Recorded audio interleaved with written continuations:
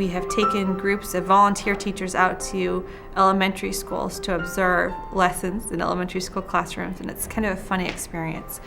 You're taking these people who are experts in their content areas, and you walk them into a room with teeny tiny chairs, and they look at you and say, "Are you sure I should be here?" At the outset, I had thought, how's this going to relate to my high school classes? And some people might say, why are high school teachers going to an elementary school? And we selected elementary schools because I challenge a first grade teacher to lecture for 45 minutes and see if they still have a class. If we went to another high school, they would be looking at the curriculum. They would be looking at what is taught, not how it's taught. And by putting them in an elementary classroom, they really do look at what is happening in the classroom and how that knowledge is communicated. The same dynamics are there whether you're teaching a third grade class or a senior class.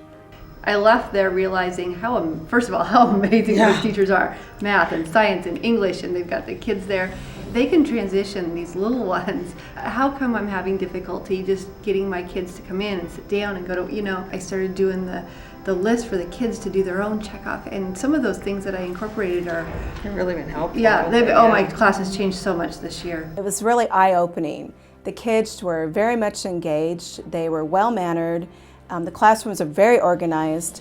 They participated well, so just seeing that with a small person that you can actually do that, and how to take that model and put it into the high school is kind of really what we were looking at. We try to keep our groups small so that we have meaningful conversations. So we may take 2 or 3 groups at a time with about 5 members in each group. We don't like to go over that. And then we would go and do a breakout and just have conversations of reflection. What did you see and how could you use that in your classroom? And we walked through the protocol first and saw, what we're thinking, knowledge, application, etc.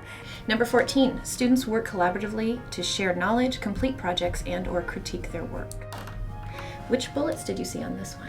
Comments and response from peers are positive and constructive. I know I saw 2 little kids, and the little girl and the little boy were just like right in each other, and the little boy is sort of saying, no, don't you see it's shiny? It's but he was so positive with her because they had a disagreement, but they were talking about it. And what was great was she reminded them of, you may disagree, but make sure that you do that in a respectful manner. Yeah, so and they were. That was really good too. Yeah. The conversation is between the teachers, and it goes the direction they need it to go. But it's that last 15 minutes, that 2:15 to 2:30 time, where they say, this is how today has impacted my life. This is how it will impact my teaching. And this is what I'm going to commit to.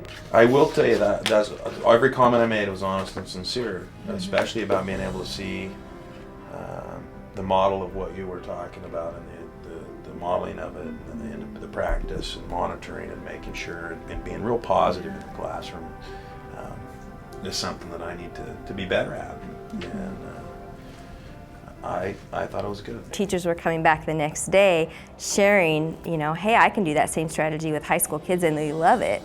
And I don't have to be up in front all the time. The kids can be in charge of their learning, and so just lots of reflection from that. I was just thinking, I wish everybody would teach this way. I really did. I was thinking, this is so wonderful that these schools are applying this structure. And I was able to take things back to the classroom. Continually, I'm able to take things back to the classroom. When you brought it back, it didn't just your book didn't just end up being put on the shelf again. Yeah. Because they keep bringing it to the forefront. And I did mine a year ago, but with all the things that they do, it keeps bringing it forward for me. And I keep getting reminded, oh, that's right. And then other people go and do their observations, and then I talk to them about that, because it isn't something that we just did once a year ago and then let it go. It's one of the things that stuck with me forever was this one teacher modeled, and she didn't even know she did it, but she modeled how to react to somebody that got the answer wrong. And I've used that with some of my kids that are so shy. I've got one woman in my class that is so shy, it's frightening. And I use that almost every day with her that I picked up from that elementary school teacher. So were those observations powerful? Absolutely, for me. Made a huge difference.